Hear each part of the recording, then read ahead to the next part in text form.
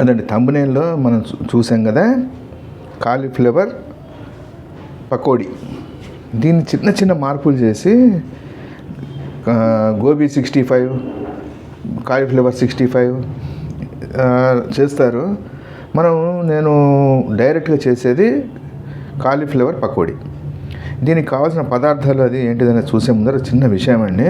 Cauliflower ఎప్పుడు ఇట్లా నిండుగా ఉండే పువ్వుని మీరు సెలెక్ట్ చేసుకోండి. ఇట్లా విడిపోయి ఉందనుకోండి, పురుగు ఉంటుంది, పురుగు ఉండే అవకాశం ఎక్కువగా ఉంటుంది. నిండా ఉండే పువ్వులో పురుగు ఉండదు. కాబట్టి దీన్ని మనం తీసుకుని ఏం చేద్దామంటే చిన్న కట్ చేసుకొని పకోడీలు వేసే ముందర సైజు కట్ చేసుకుంటాం కదా, ఉప్పు నీళ్ళలో వేద్దాం. ఒకవేళ పురుగే ఉన్నా కానీ వదిలిపెట్టేస్తుంది పురుగుని. ఈ కాలీఫ్లవర్ని పురుగు వదిలిపెట్టేస్తుంది. రైట్, ఇది ప్రస్తుతానికి పక్కన పెట్టుకుందాం. దీనికి కావాల్సిన పదార్థాలు ఏంటిదన్నది చూద్దాం. నూనె అండి, వేయించుకునేందుకు నూనె, రుచికి తగ్గ ఉప్పు, కారం, వాము దేనికోసం అంటే ఈ శనగపిండిలోకి వాము వేస్తే శనగపిండి చేసే ఏమన్నా కడుపు డిస్టర్బ్ చేస్తే కనుక వాము కాపాడుతుంది. కొద్దిగా వాము వేసుకుందాం, ఒక 1/2 టీ స్పూన్ వాము. వరిపిండి, బియ్యపిండి లేదా కార్న్ఫ్లోర్, మీకు ఏది వరిపిండిను బియ్యపిండి రెండు ఒకటే, ఏది అందుబాటులో ఉంటే అది తీసుకోండి. ఏది కార్న్ఫ్లోర్ కానీ వరిపిండి కానీ. ఇది ఎందుకంటే క్రిస్పీనెస్ ఇస్తుంది, మన పకోడీకి కొద్ది క్రిస్పీనెస్ ఇస్తుంది, రుచి బాగుంటుంది. కొద్దిగా వాడుకుందాం. అది ఒక 1/2 కిలో పిండి తీసుకుంటే కనుక 50 గ్రాముల మటుకు బియ్య పిండి పడుతుంది, లేదా కార్న్ఫ్లోర్ వేసుకుందాం. ఒక వాయ వేసిన తర్వాత తిని చూస్తే మీకు తెలుస్తుంది ఎక్కువైందా తక్కువైందా అని. ఎక్కువైతే కనుక కొద్దిగా శనగపిండి కలుపుకోండి, తక్కువైతే ఈ పిండి కొద్దిగా కలపండి. అది 50 నుంచి 60 గ్రాములు సరిపోతుంది జనరల్గా.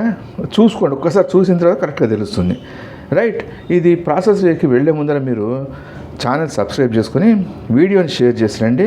నేను ఆ లోపల కాలీఫ్లవర్ తరగడం అనేది చూపెడతాను. అది నీళ్ళు తీసుకున్నాం కానీ దాంట్లో ఉప్పు వేసేసుకుందాము. ఉప్పు వేసుకొని కాలీఫ్లవర్ తీసుకొని ఒకసారి కలిపితే కొద్దిగా కరిగినట్టు అవుతుంది. కాలీఫ్లవర్ని కట్ చేసుకుందాం. కట్ చేసి తొడిమెతో ఉండేటట్టుగా చూసుకుందామండి. కింద తొడిమెతోటి వచ్చే విధంగా కట్ చేసుకొని నీళ్ళలో వేద్దాం. ఒక్క నిమిషం మీకు నేను అడ్జస్ట్ చేసుకుని మళ్ళీ మీకు చూపెడతాను. ఇదండి, మనం ఇప్పుడు కట్ చేసుకుందాము. ఇది కట్ చేసినప్పుడు మనకి చెక్క కదులుతూ ఉంటుంది కింద. దానికి ఏం చేద్దామంటే ఒక నాప్కిన్ తీసుకొని దానిపైన పెడితే కదలకుండా బందోబస్తు ఉంటుంది, అది డిస్టర్బ్ కాదు. రైట్, ఈ విధంగా చిన్నగా కట్ చేసుకొని ఎన్ని కావాలో అన్ని.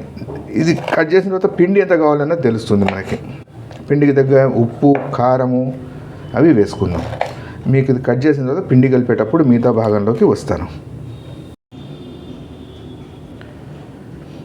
కాలీఫ్లవర్ ఉప్పు నీళ్ళ నుంచి తీసిన తర్వాత 2 సార్లు కడిగి పక్కన పెట్టుకున్నాము.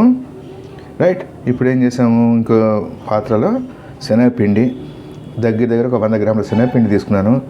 1 టేబుల్ స్పూను కార్న్ఫ్లోర్, మీ దగ్గర కార్న్ఫ్లోర్ ఉంటే కార్న్ఫ్లోర్ వాడండి, లేదా బియ్యపిండి ఉంటే బియ్యపిండి వేసుకోండి. వాము, కారము, ఉప్పు ఇవన్నీ కలిపి పిండి చేసుకుందాం. పిండి చేసిన తర్వాత దీన్ని కలిపి మనం పకోడీ వేద్దాము. ఇది నేను ఏ వాయకి ఆ వాయే పిండి కలుపుకుంటున్నాను. ఇది అయిపోయిన తర్వాత మళ్ళీ నెక్స్ట్ స్టెప్కి మళ్ళీ పిండి కలుపుకుంటా, ఫ్రెష్గా బాగుంటుందని ఉద్దేశము.